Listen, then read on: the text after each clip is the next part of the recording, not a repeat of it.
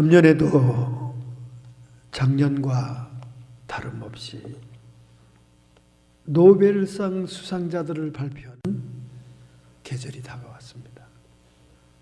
그런데 지금까지 발표된 8명의 노벨상 수상자 중에 6명이 유대인들입니다. 마치 노벨상이 유대인들을 위해 준비된 것처럼 착각이 됩니다. 노벨상을 최초로 시작해서 만든 사람 노벨도 유대인이요. 계속해서 상을 휩쓸고 있는 사람들도 그 사람들이 어느 나라 사람이든 간에 대부분이 유대인입니다. 화학상, 물리학상, 생리의학상, 심지어 경제학상까지 예일대학 로버트 슐러 교수도 유대인입니다. 왜 도대체 유대인들은 이렇게 가장 학자들의 영예로운 상을 휩쓸고 있는 것일까? 유대인들은요, 학자들을 알아줍니다. 연구하는 학자들을 존경해요. 우리 한국 사람들은 누구를 좋아하죠? 우리 한국 사람들은 판검사와 의사를 좋아합니다.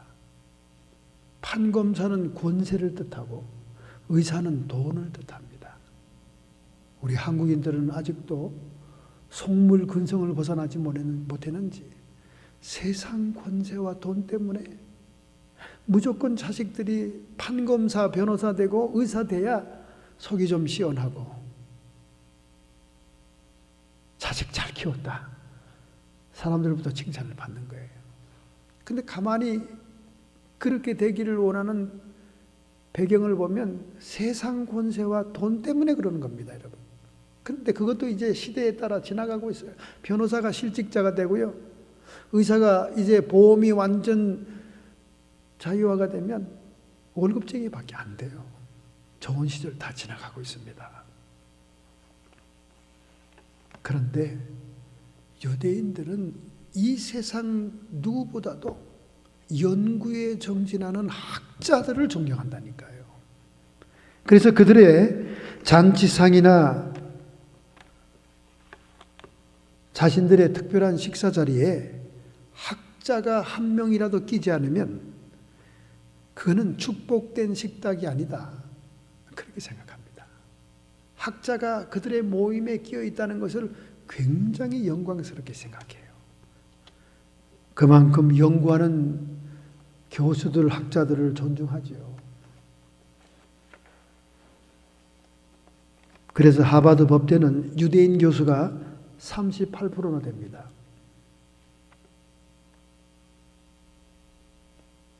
법대 교수들이 38%예요. 유대인들이 지혜서로 여기고 있는 그들의 가장 소중한 책 중에 하나인 탈무드.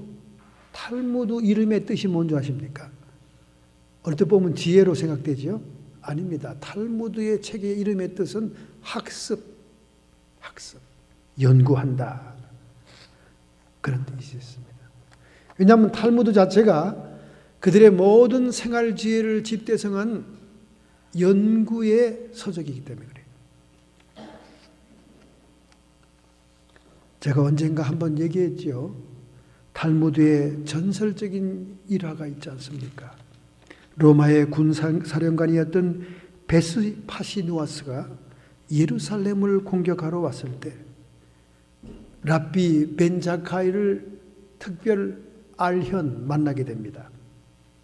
그는 예언하기를 베시파시아누스가 곧 황제가 될 것이라고 예언을 합니다. 그런데 그 다음 날 공격사령관인 베시파시아누스가 황제로 추대되었음을 통보받게 됩니다.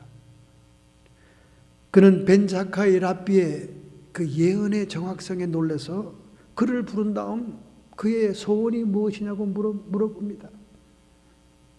랍비 벤 자카이는 이때 이런 생각을 했습니다. 로마는 칼로서 택한 하나님의 백성을 무너뜨리고 있지만 우리가 결국 로마를 이길 수 있는 것은 자손들, 후손들에게 율법을 전수하여 교육시키는 길밖에 없겠다. 그런 생각을 하여서 그에게 특별 부탁합니다. 예루살렘과 유대를 초토화시킬 때 야브네라고 하는 율법사 랍비들의 마을을 공격하지 말라고 부탁합니다. 그래서 그들의 집단 거주지를 남겨놓고 로마군은 돌 위에 돌 하나 남기지 않고 모두 파괴하지 않습니까? 지금 겨우 남아있는 것이 서쪽 벽 통곡의 벽만 남아있지 않습니까? 결국 유대인들은 회당 중심의 율법 연구와 교육을 중요시하는, 그래서 학자를 존중하는 풍토가 그들의 민족 속에 이어져 온 겁니다. 그들은 지식보다 지혜를 더 귀하게 여깁니다. 지식도 지혜를 얻기 위한 과정으로 여기는 거예요. 그런데 얼마나 우리 한국 사람들은 암기식 교육에 집중합니까? 무조건 달달달달 외우기만 하면 되는 거예요. 달달달달 외우는 SAT나 토익 시험이나 이런 시험은 만점짜리가 많잖아요. 그 만점자들이 명문대학에 들어가서 크리에이티브한 그런 공부를 하느냐 그 말입니다. 그래서 유대인들은 13세가 되면 바르 미츠바라고 하는 성인식을 합니다. 그 성인식에서 필수사항은 율법을 암송해야 되고, 그리고 그 율법 가운데 자기 나름대로 해석하는 한 가지 이상의 의견을 내어놔야 통과합니다. 랍비들에게 쉴 새 없이 질문을 하고 랍비들과 반대되는 의견도 서슴없이 발표할 수 있는 그런 자가 돼야 성인식에 참여할 수 있게 되는 거예요. 창조적인 교육을 얘기하고 있는 거예요. 그래서 무슨 속담이 있냐면 유대인 2명이 모이면 3가지의 의견이 나온다. 그렇게 얘기할 정도로 그들은 창의적인 교육을 어릴 때부터 강조했습니다. 그래서 그 현대 교육의 대학원 과정 같은 유대인들의 랍비 교육의 과정에서는 그 마지막 과정은 누가 가르치질 않아요. 그냥 율법 하나의 주제를 놓고 서로 토론하는 것밖에 없습니다. 서로 자기 의견을 개진하면서 서로 신랄하게 학문적인 토론을 합니다. 그래서 유대인들이 노벨상을 휩쓰는 이유가 무엇인가? 노르웨이 출신의 노벨 물리학자인 게이바 교수는 말하기를 유대인들은 항상 궁금증이 많고 호기심이 많아 질문을 하기 때문이다. 그것이 유대인들의 창의적인 본질이다. 그렇게 얘기를 했습니다. 결국 그들은 얼마나 많은 지식을 소유하고 있느냐가 중요한 게 아니라 그 지식을 통해서 어떤 창의적인 지혜를 갖게 될 것이냐, 거기에 목표를 둔 교육을 하게 된다는 것이죠. 이 모든 것이 하나님의 약속과 율법을 연구하고자 노력하던 그들의 학문적인 기질인 것입니다. 이렇게 이 세기 말까지 유대인들은 노벨상이라는 영예로운 상을 휩쓸고 있음에도 불구하고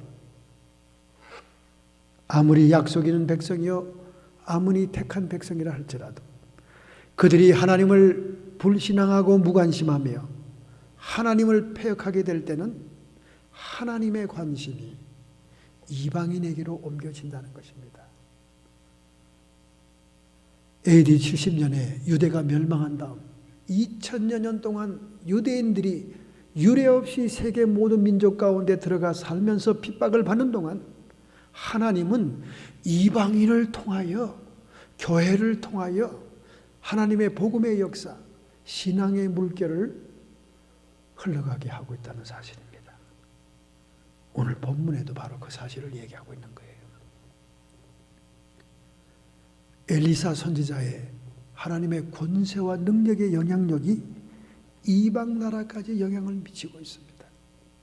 우상 숭배하며 패역한 이스라엘을 붕괴시키고 멸절시키기 위한 하나님의 섭리의 도구로 아람 나라의 수리아 나라의 나아만 장군이 쓰임 받게 됩니다. 그래서 이 나아만이 아람 나라를 여호와의 능력으로 전쟁에서 승리케 한 장군이었어요. 주인 되는 아람 왕에게는 크고 존귀한 자였습니다. 장군이 전쟁터에서 여러 번 이기면 카리스마가 생기는 거예요. 그는 큰 용사였습니다. 그러나 그 화려한 찬란한 갑옷 속에는 하얗게 피어나는 문둥병자에 불과했다는 거예요. 여러분, 문둥병이라는 것은 제가 문둥병에 대해서 얼마나 잘 알겠습니까? 그 사람들하고 살았으니까.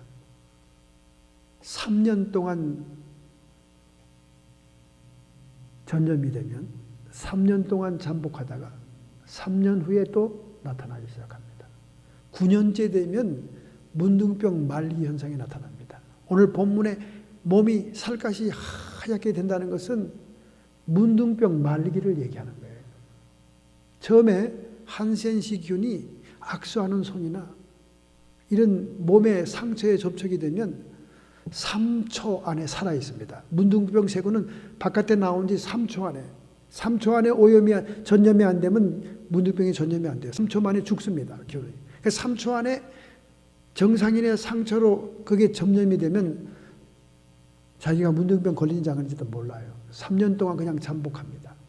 그리고 3년 후부터 습진 같은 고름이 나오기 시작합니다. 그리고 쓰라리고 아파요. 상처가 쓰라리고 아픕니다.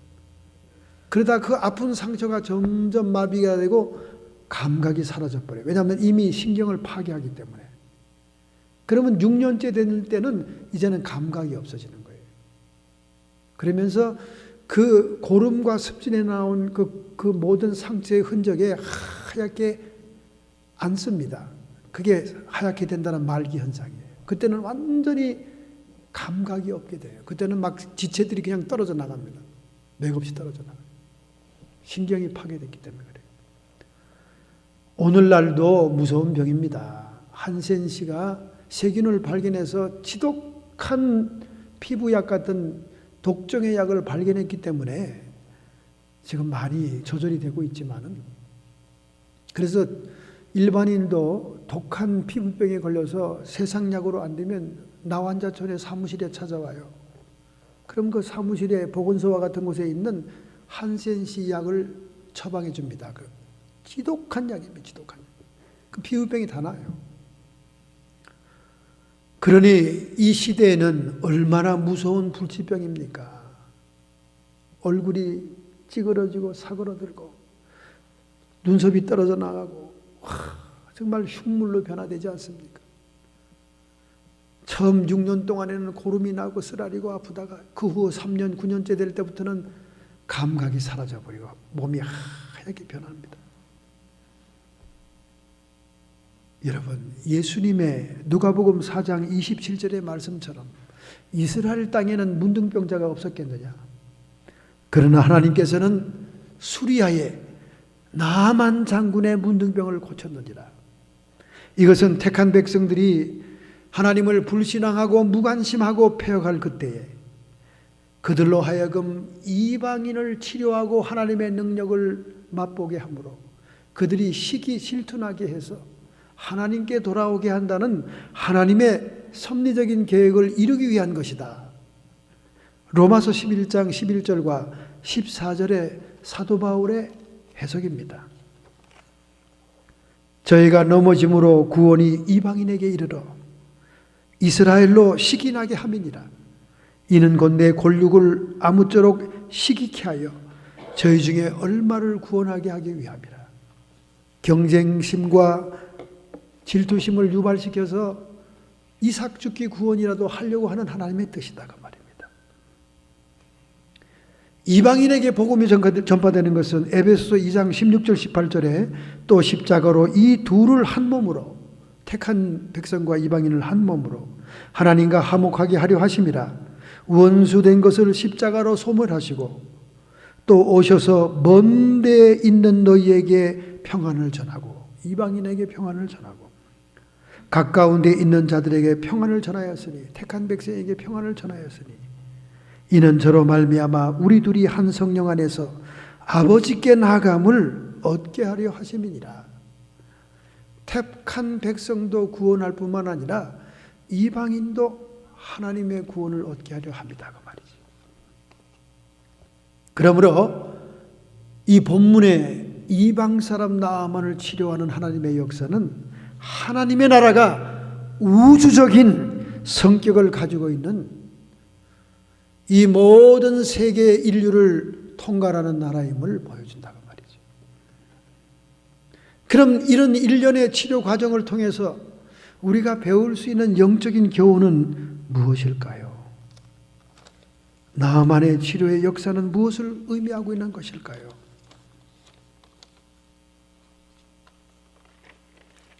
첫째로 여러분, 2절 말씀을 봉독하겠습니다. 2절 말씀. 전에 아람 사람이 떼를 지어 나가 이스라엘 땅에서 작은 계집 아이 하나를 사로잡음에 저가 나아만의 아내에게 수종들더니 누군가 이스라엘에 있는 하나님의 종 선지자를 소개하는 자가 있었다는 거예요. 그 사람은 누군가? 작은 계집 아이였습니다. 몸종이었어요.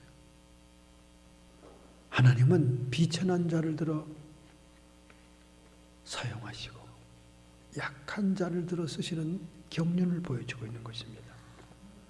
어린 계집 아이 수종자가 하나님을 증거하는 자가 됩니다. 이스라엘 나라 땅에서 군인들에게 잡혀온 여자아이가 있었는데 그 아이가 나아만의 아내의 수종드는 몸종이었다는 거예요. 그가 이스라엘의 선지자 있음을 얘기하고 그를 통해 문둥병을 치료할 수 있음을 주모에게 얘기합니다. 그 주모는 남편에게 얘기하고 남편은 그의 주인 되는 아람 왕에게 얘기하니까 아람 왕이 쾌히 승낙합니다. 이 어쩔 수 없는 불치병에 자기가 신임하는 부하, 치료만 받을 수 있다면 그래서 얼마나 많은 선물을 그에게 줍니까? 정말 어마어마한 양의 선물을 지어주잖아요. 은 10달란트는 340kg, 은 600개, 6,000세겔은 68kg, 의복 10벌, 어마어마한 거액을 그에게 건네주면서 얼른 가봐라, 얼른 그것을 치료해라, 그렇게 얘기합니다. 이 작은 계집 아이는 어떤 인물일까요? 그는 확실한 믿음의 소유자였습니다. 그가 여호와의 신앙에 대한 믿음이 불확실했다면 전혀 그런 말을 증거할 수가 없었죠. 두 번째, 그는 자신이 포로의 상태에 있습니다. 부모의 집을 떠나게 하고 타양살이하게 한 포로의 상태입니다.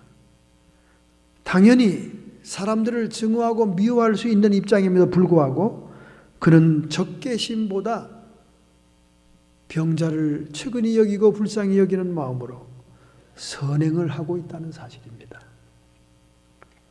뿐만 아니라 그는 그의 몸종으로서 수종자로서 일할 때 칭찬받을 만한 충성스러운 종이었기 때문에 그 말을 신임할 수가 있었다는 거예요. 할렐루야. 이처럼 하나님은 작은 자를 들어 큰 일을, 큰 물줄기를 이룹니다. 오늘 여러분과 제가 가진 것이 없고 비천한 자라 할지라도 얼마든지 하나님이 여러분을 사용할 수가 있습니다. 그런데 여기에 비해서 게하시라는 엘리사의 종이 나오잖아요. 그는 그 히브리 말의 이름의 뜻은 묵시의 골짜기. 골짜기라는 것이 그 네거티브 아닙니까?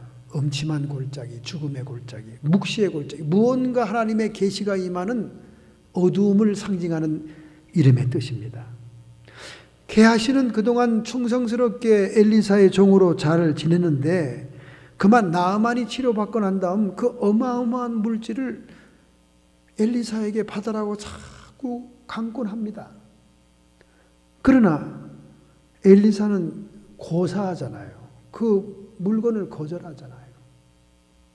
그러니까 그 옆에 지켜보던 게하시가 얼마나 아깝던지 떠나가고 있는 나아만을 뒤쫓아갑니다.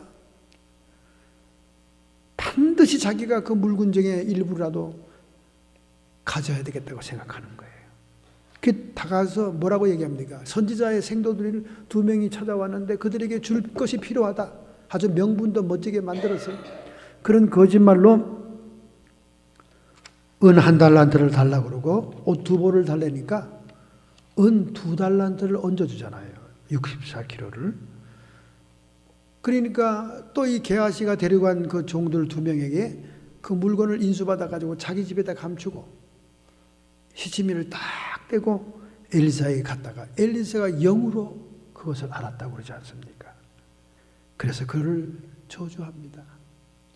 나아만에게 있던 문둥병이 너에게 임하고 너희의 후손들도 그러하리라.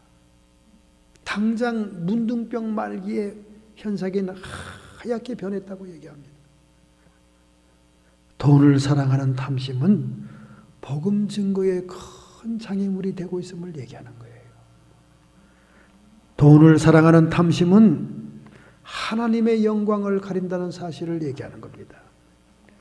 엘리사는 하나님에게 영광을 돌리기 위해서 그 어마어마한 예물을 받지 않았던 거예요. 그런데 도리어 이 몸종이 가서 하나님의 영광을 더럽힙니다. 디모데전서 6장 10절 돈을 사랑함이 일만하게 불의가 되나니 이것을 사모하는 자들이 미혹을 받아 믿음에서 떠나 많은 근심으로서 자기를 찔렀도다. 하나님의 사업을 한다면서 하나님의 복음 증거자라면서 하나님의 사역자라면서 돈을 사랑하는 자들은 자기를 멸망시킬 수밖에 없다고 말입니다. 여러분 이번 주에 그것이 알고 싶다라는 프로그램을 봤습니까? 한번 보세요. 오늘 집에 가서 정말 흥미진진한 드라마 같은 사실이 나옵니다. 서울의 불꽃교회 강모 목사, 여목사의 영화 같은 사건이 거기에 나옵니다. 1시간 넘어가죠 아마. 이 여자 목사님은 완전히 사회 명사입니다. 홈리스들, 행여 거린들, 그리고 핸디캡들, 갈 곳이 없는 사람들, 자기가 어릴 때부터 배를 골아봤기 때문에 배고픈 자의 사정을 알아서 소망의 공동체라는 집단 거주지를 만든 다음에 그들에게 공짜밥을 먹이면서 침식을 제공합니다. 일약 그 사역으로 그는 사회 유명 인사가 돼요. 뭐 기독교 방송에 간증이 나오는 건 물론이고 국정원장이 찾아오고 국가의 모든 사람들이 찾아오고 이명박 대통령의 훈장까지 받습니다. 그러니까 사방에서 성금이 답지됩니다. 심지어 필리핀의 상위용사 장군이 2,600억 달러를 기증하겠다고 약속 헌금하라고 갑니다. 그 후에 어떻게 됐겠습니까? 이분은 그 2,600억 달러라는 것을 교인들에게 자꾸 암시시키면서 처음에는 소망 공동체 조그만 집단밖에 없었던 그 교회가 TV를 타고 신문을 타고 매스컴을 타게 되니까 어마어마한 교회가 됐습니다. 수천 명의 교회가 되고 그리고 동네마다 지부를 여는 교회가 됐어요.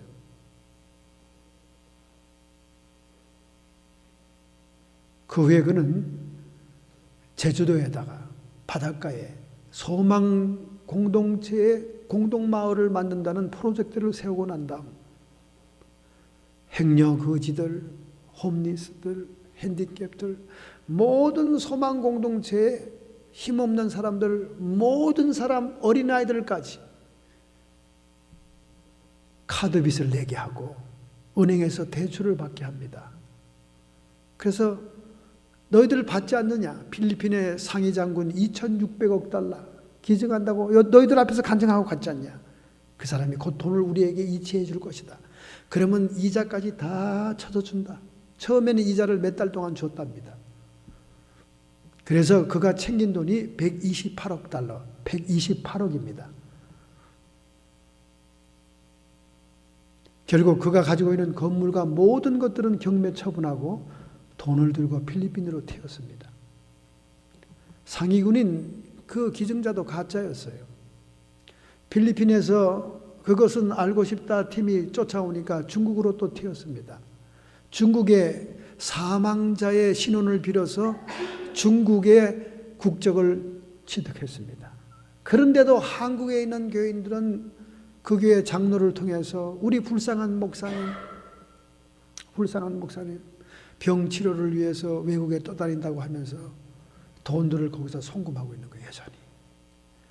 그가 한국에 있을 때도 빈자의 어머니 마더 테레사라 그러면서 TV와 매스컴에서는 그들과 함께 동고동락하고 앞치마를 풀 시간이 없을 정도로 직접 밥을 챙겨주고 퍼줬다고 그랬는데 그 측근들이 증거하는 얘기를 보면 세상에 그런 왕비가 없답니다. 교인들이 주물러 줘야 밤새도록 주물러 줘야 잠을 자고 백화점의 점원들은 그가 혼자 나타나서 수천만 원대의 백들과 옷들을 사가고 이중생활한 것들이 다 취재가 됐습니다. 이것이 불꽃교회의 담임 목사의 실상이에요. 그리고 그가 나온 모든 신학대학도 다 가짜입니다. 다 가짜예요. 완전히 속은 거예요. 저는 그런 사람이 한국교회에서 나올 줄 알고 있었습니다. 왜냐하면 너무 거치장과 너무 외모로 사람을 판단하고 너무 사람의 그 경력과 이력을 따라 철새같이 사람들이 몰려다니기 때문에 그런 대형 사기꾼이 나올 걸 내가 알고 있었어요. 드디어 등장한 거예요. 처음부터 끝까지 철저한 대사기꾼입니다. 하나님의 복음 사역자가 돈을 사랑하면 일만하게 뿌리가 되고 결국 자기를 죽이는 일입니다. 자기만 죽었습니까? 모든 소망 공동체에 일용직도 갖지 못하고 복지연금을 타먹는 그들의 모든 돈들을 다 끌어갖고 그들은 파산 선고하는 신용불량자를 만들어 놓은 겁니다. 얼마나 하나님의 복음과 주의 이름을 더럽힌 자입니까? 바로 게하시가 그런 죄를 범했기 때문에 하나님의 준엄한 심판을 받은 거예요. 나만의 문둥병이 내게 들어가고 너의 후손도 그러하리라. 하나님의 심판, 하나님의 저주가 임한 겁니다. 똑같은 수종자지만 한 계집아이를 통해서는 이방의 장군이 여호와의 신앙을 갖게 하고 한 수종자를 통해서는 하나님의 저주와 심판이 내린다는 사실을 우리가 알 수 있는 것입니다. 여러분 두 번째 한번 보겠습니다. 두 번째 말씀 15절입니다. 우리 15절의 말씀을 한번 같이 읽겠습니다. 나만이 모든 종자와 함께 하나님 사람에게로 돌아와서 그 앞에 서서 가로되 내가 이제 이스라엘 외에는 온 천하에 신이 없는 줄을 아나이다. 청컨대 당신의 종에게 예물을 받으소서. 할렐루야.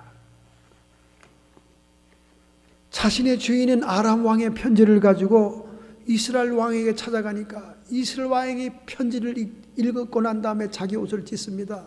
비탄과 분노의 표시로 옷을 찢어요. 아니 내가 하나님이기에 문둥병을 고칠 수 있느냐? 이 사람들이 나에게 시비를 걸어오는 것이다. 이미 이스라엘이 아람의 힘에 눌려 있기 때문에 까투리를 잡아서 자기들을 멸망시키겠다는 전쟁의 빌미를 위하여 이 편지를 보냈다고 탄식을 하는 거예요. 그때 그 소식을 들은 엘리사가 왕이시여 왜 옷을 찢었나이까? 그 사람을 내게로 보내소서. 그래서 나아만이 득달같이 전차를 타고 엘리사 집 앞 문 앞에 도착합니다. 성대한 환영을 베풀어 주면서 그리고 그 나아만 장군의 품위에 맞게 거창한 의식을 베풀면서 그의 모든 치료를 해줄 줄 알고 기대하고 있었는데 웬일입니까? 사환이 아마 개아시가 나갔겠죠. 나가서 저기 요단강물에서 7번 씻고 가시라는데요. 나만이 기가 막히고 분노의 치를 떨었습니다.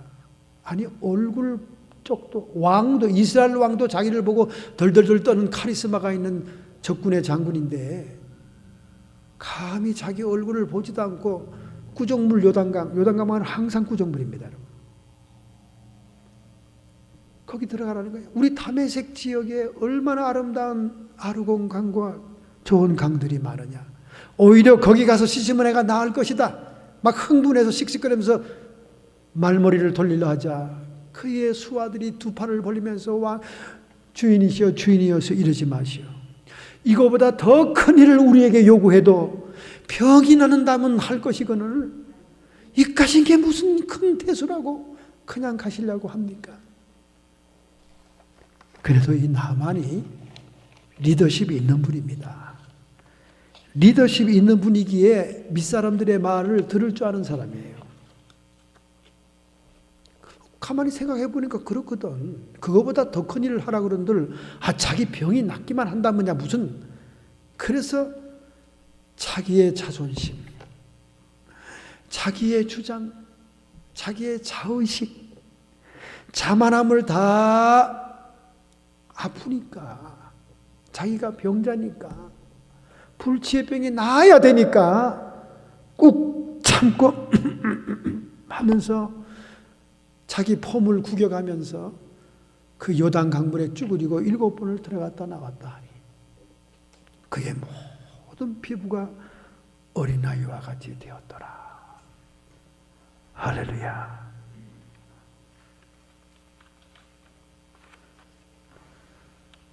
자신의 체면을 생각하지 않았습니다. 여러분, 우리도 위기를 당하면요, 체면을 던져야 돼요. 체면을. 내가 무엇이길래 뭘 그렇게 고개를 쳐듭니까? 뱀이나 뱀대가리 쳐드는 거예요. 수많은 짐승 가운데 가장 징그럽게 머리를 쳐드는 게 어떤 동물입니까? 간교한 뱀밖에 더 있어요. 교만한 짐승이라 그렇습니다. 쳐들어 봐야 소용없어요. 우리는 하나님 앞에 어린아이에 불과한 거예요. 철저한 순종, 체면을 깨뜨려야 됩니다. 예수님 당시에도 수로보니게 여인이 있었잖아요. 귀신 들렸잖아요. 그 딸이. 딸을 고치고 봐야 되지 않습니까? 예수님에게 쫓아와서 우리 딸의 귀신을 쫓아주세요. 그랬더니 자녀의 떡을 취하여 개에게 줌이 마땅치 않다. 예수님이 그 당시에 복음을 택한 백성에게 전하겠다 그 말입니다. 이방인을 개처럼 여기는 유대인들로서 자녀의 떡을 개에게 주지 않는다. 이 여자를 개 취급하는 거예요 지금. 보통 유대인의 고정관념 그대로 이방인을 개 취급하는 거예요. 얼마나 무시를 당합니까? 뒤통수에서 욕하는 거예요. 우리가 모르니까 그렇지만 앞통수해야 되고 너 개다 이거야. 그러나 이 여자는 딸이 귀신 들렸으니 고치고 봐야 되는 거 아니에요. 자존심이고 체면이고 뭐가 있습니까? 네 주님, 개도 주인의 상에서 떨어지는 부스러기를 먹고 살지 않습니까? 부스러기라도 주세요. 자기를 바짝 낮춥니다. 그때 주님이 뭐라고 그래요? 이 여인의 믿음이 크도다. 여인아, 내 믿음이 너를 구원하였다. 할렐루야. 그 여인의 딸에서 귀신이 떠났습니다. 그 순간. 이렇게 자기의 체면만 그냥 낮추면 하나님의 역사를 체험하는데 뭐 그렇게 뼈대 있는 가문 출신이라고 멸치 주제 말이야. 뼈대 있는 가문 주제라 그렇게 목을 빳빳하게 세우냐 그 말이야.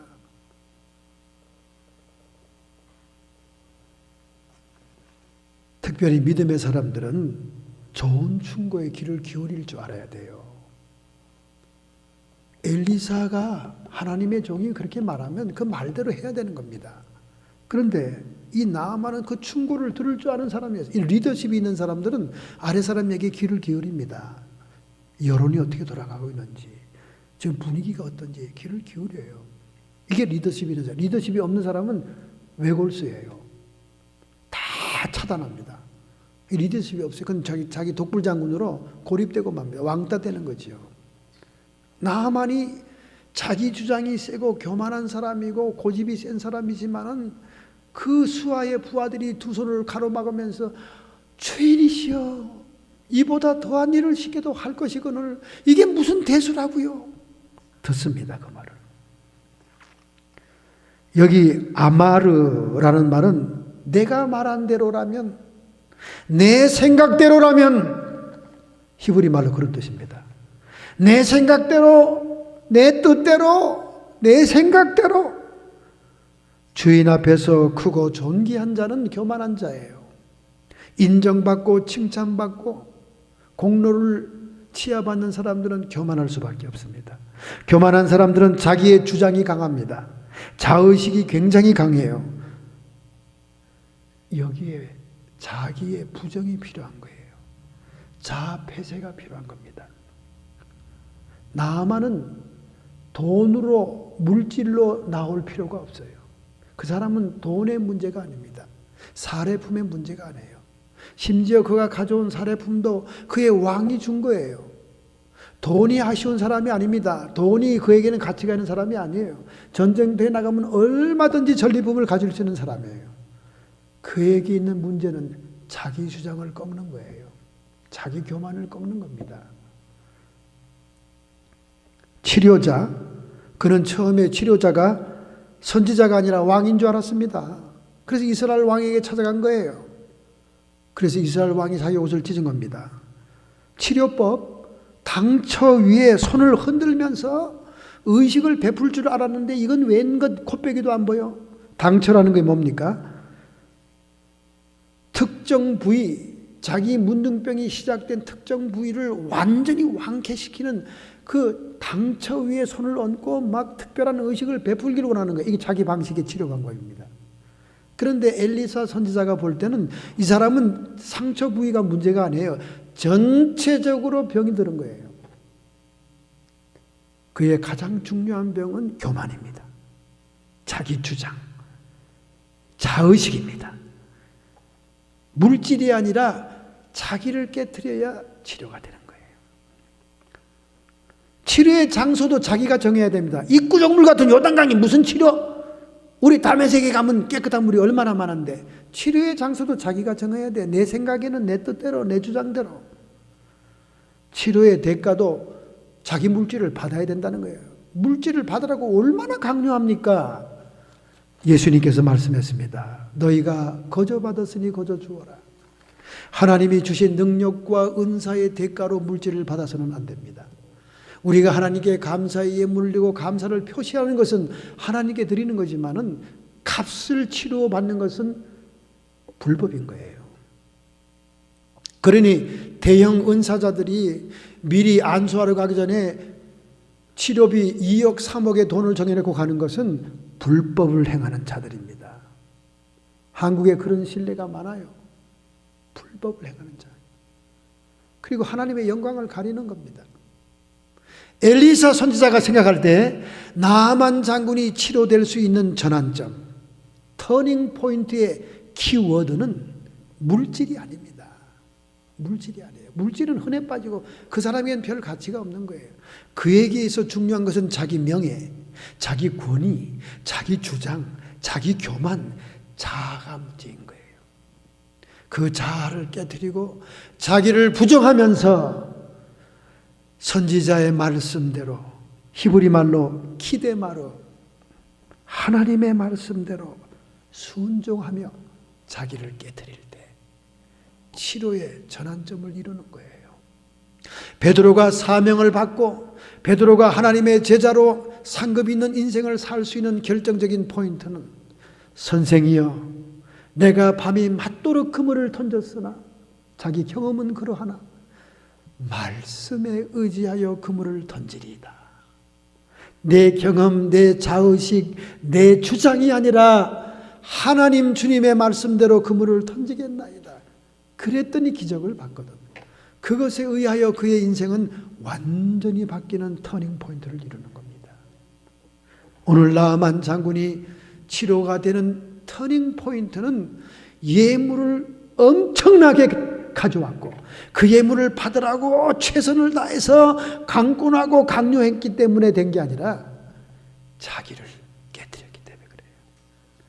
자기를 부정했기 때문입니다. 이것이 우리 기독교의 핵심 원리인 십자가의 원리예요. 아무든지 나를 따라오려거든 자기 십자가를 지고, 할렐루야. 자기 십자가의 의미를 곧이어서 주님이 설명합니다. 자기를 부인하고 나를 따라야 할지니라. 오늘 여러분에게 자기 부인이 있습니까? 하나님의 진리와 하나님의 말씀대로 살기 위해서 자기를 부정하는 것이 있냐 그 말입니다. 그리고 자기를 희생하는 것이 있습니까? 하나님의 뜻을 위해서 예수님이 십자가에서 피 흘린 것처럼 자기 몸 들여 자기 죽음까지도 생명까지도 들여 희생할 결단과 결심과 각오가 있냐 그 말입니다. 이것이 기독교가 표방하는 핵심 키워드 십자가의 원리인 겁니다. 이것이 오늘 나만에게 적용될 때 나만이 치료받는 결정적인 터닝 포인트였어요. 할렐루야. 요즘 유럽이나 미국이나 신고 구교나 모든 성도들이 마이너스 성장입니다. 자꾸 교인들이 줄어요. 줄어. 교회 생활을 벗어나고 있습니다. 그러나 그들은 교회에 등록해서는 등록을 지우지는 않아요. 그냥 등록교인으로 하고 있습니다. 왜냐하면 보험은 드러나야 되니까. 죽을 때 좋은 데는 가야 되겠으니까. 예배 시간에는 안 옵니다. 미사에도 안 와요. 그러나 등록교인입니다. 교족부는 올라가 있어요. 혹시 모르잖아? 정말 하나님이 있다면? 좋은 데 가야지. 이름은 갖다 걸어놓습니다. 그래서 교회에서 무슨 특별한 행사나 모임이 있으면 찾아갑니다. 교회에서 무슨 성악 발표가 있고 연극이 있고 영화가 있고 교회 마을 공동체 행사가 있고 우리 동네 교회들처럼 마당에 장이 벌어지면 헌옷까지 사러 음식 먹으러 떡볶이 먹으러 교회 마당엔 갑니다. 지금 유럽 교회에서 가장 돈 많은 교회 독일 교회예요. 왜 그런 줄 아요? 교회는 나가지 않아도 교회 등록을 지어놓지 않았기 때문에 그들에게서 종교세를 빼갑니다. 교회에 등록된 사람의 이름이 있는 한 그들에게서 종교세가 부과되는 거예요.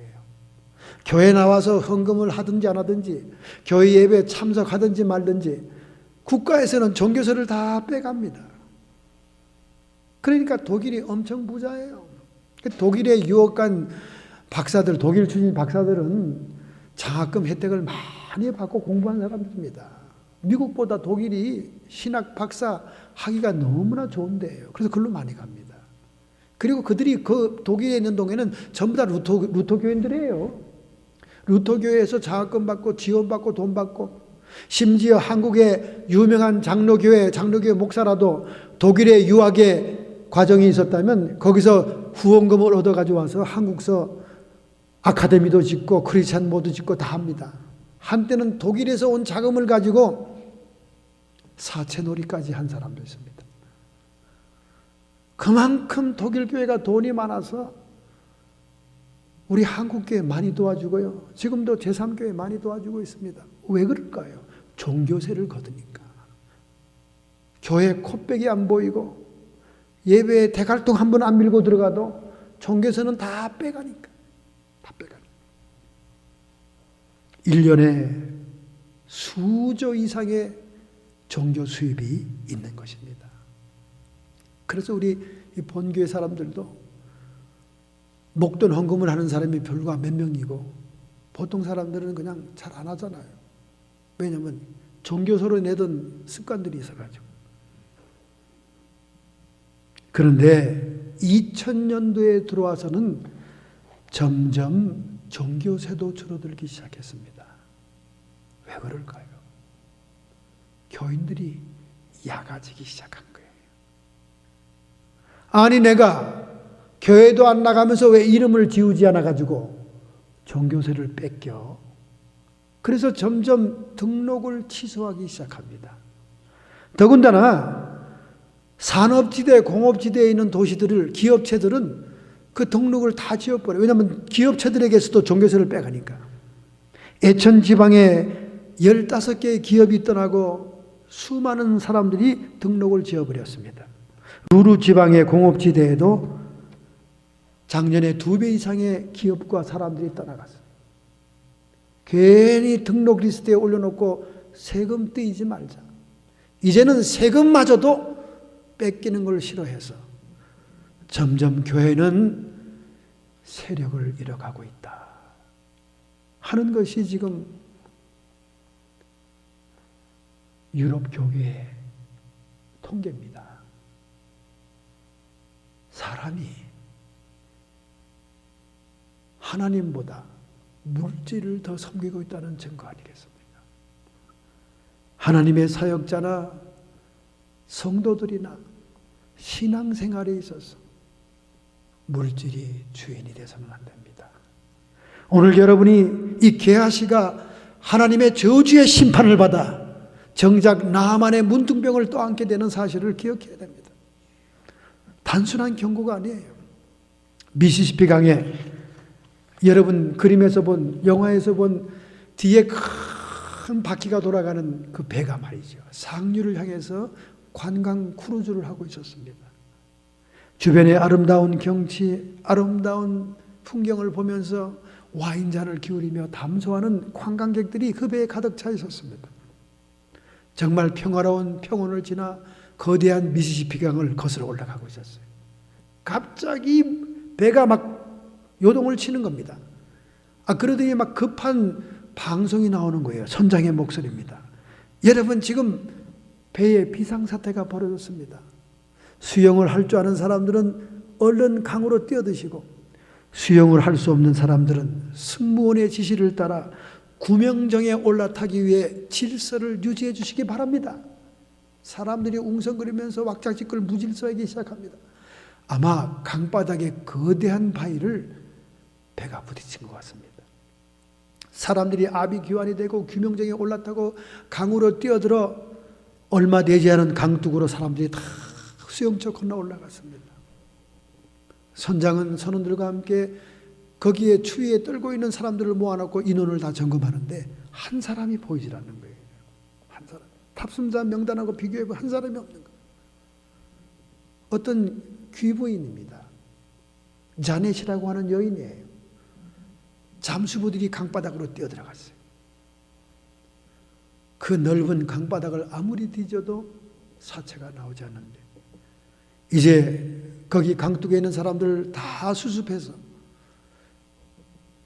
육로로 마차로 이동하기 위해서 싣고 있을 때 마지막 잠수부가 저 강 중간에서 소리를 칩니다. 기다리라는 거예요. 기다리라는 거예요. 사체를 발견했다는 거예요. 그래서 몇 명의 잠수부가 다시 뛰어들어가 보니까 저 깊은 강바닥에 한 여인이 자기의 이 옷을 꽉 붙들고 죽어 있는 거예요. 그래서 그것을 끌어내는데 웬 여자의 무게가 그렇게 무겁습니까? 3명, 4명 잠수부가 힘을 다해서 끌어내서 강둑으로 끌어내 보니까 이 외투에 금괴를요 다 차고 있는 거예요. 금괴를. 온갖 금괴와 온갖 보물들이 다 이 외투 안에 다 장치되어 있는 거예요. 그러니까 자기의 보물을 옮겨가지고 갔던 이 여인이 비상사태가 일어나니까 그 코트를 얼른 몸에 뒤집어 쓰고 구명정이나 수영을 하려고 하다가 물속에 가라앉은 겁니다. 추위에 떨고 있는 모든 승객들이 그 여인의 사체를 보면서 전부 다 고개를 숙이고 혀를 차는 노인도 있고 반응이 여러 가지였어요. 아니, 자기의 목숨보다 그토록 기금속이 중요하던가. 그들은 너무 애처로운 마음으로 그 여인의 셔츠를 쳐다본 것입니다.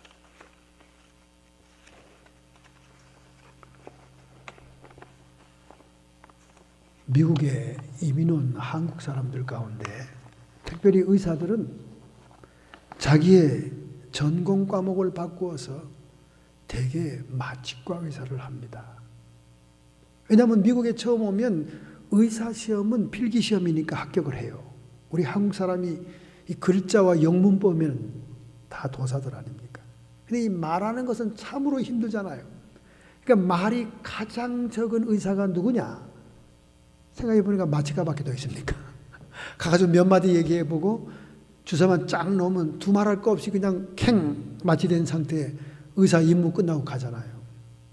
우리 동네에도 한국인 장로님이 계신데 마취과 의사예요.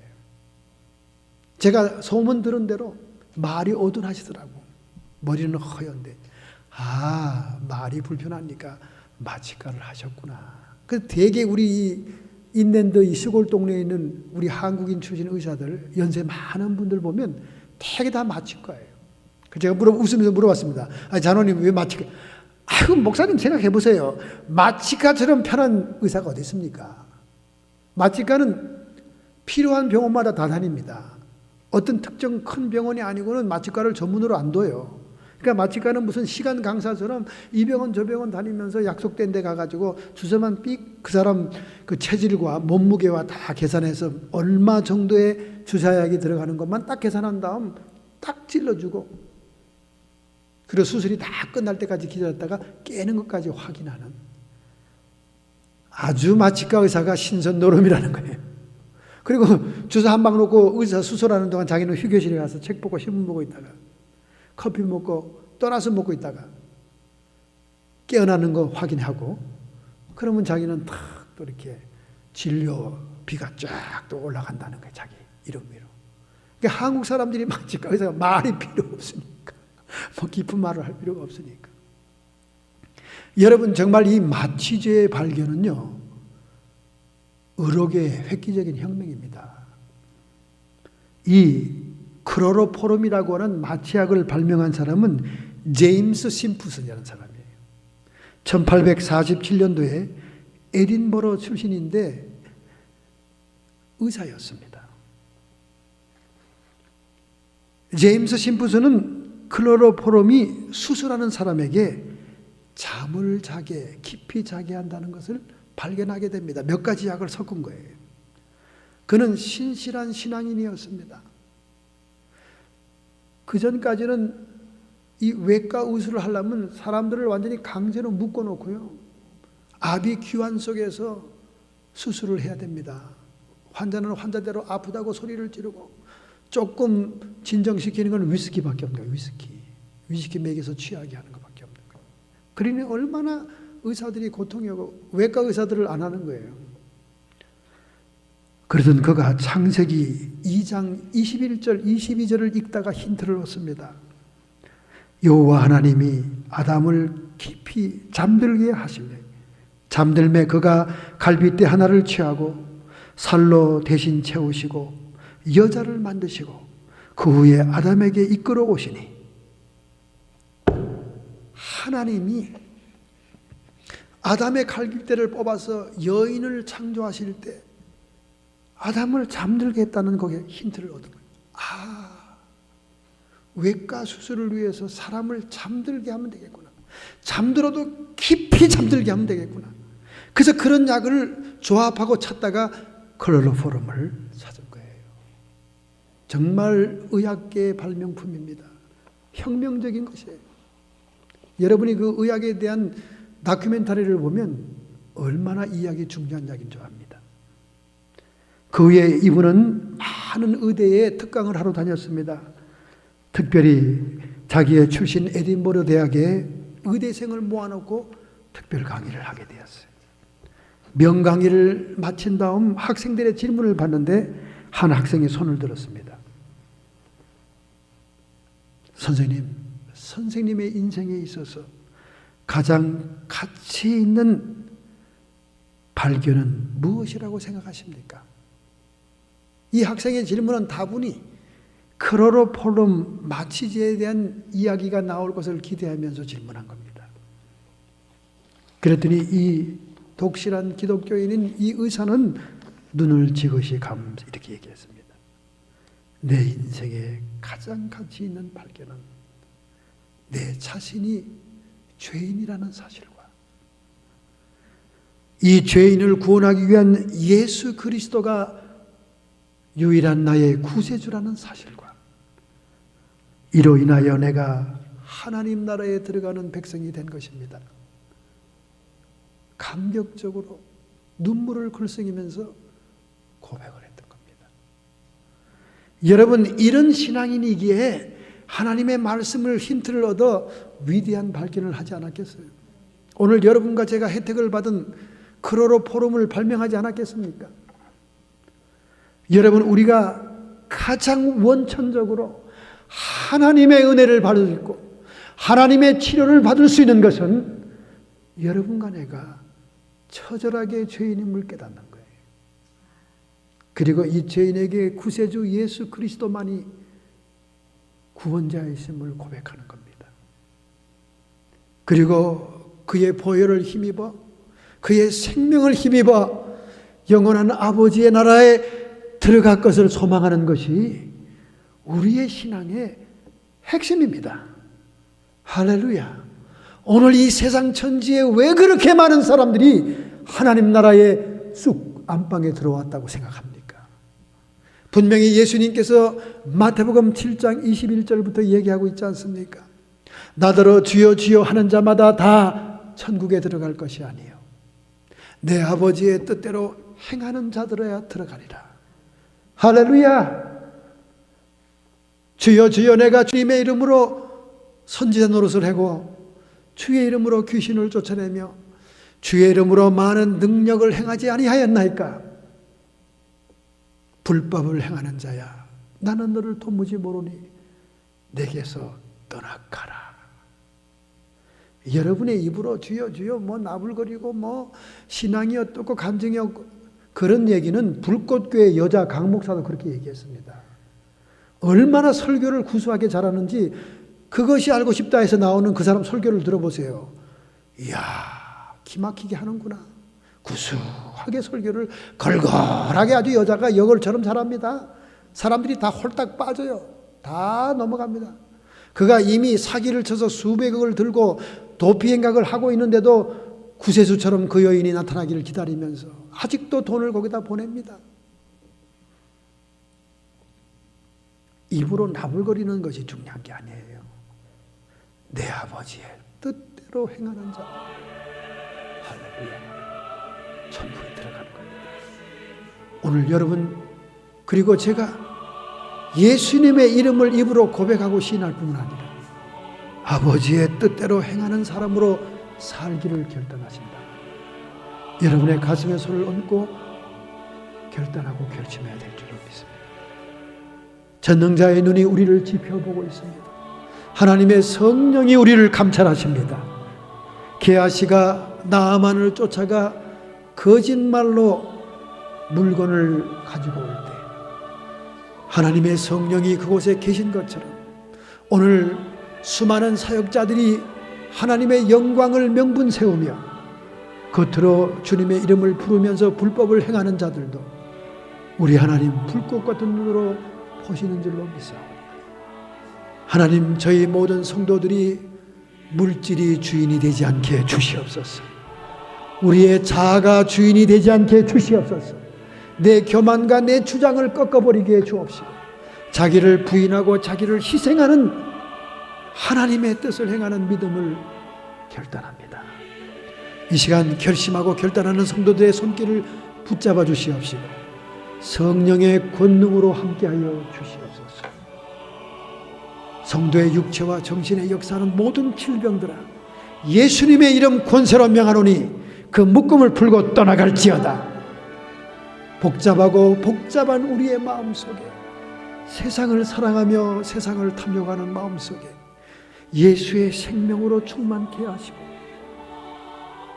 자신을 부정하며 자아를 꺾는 자아 파쇄의 역사, 십자가의 흔적을 주심으로 평안을 주시옵소서.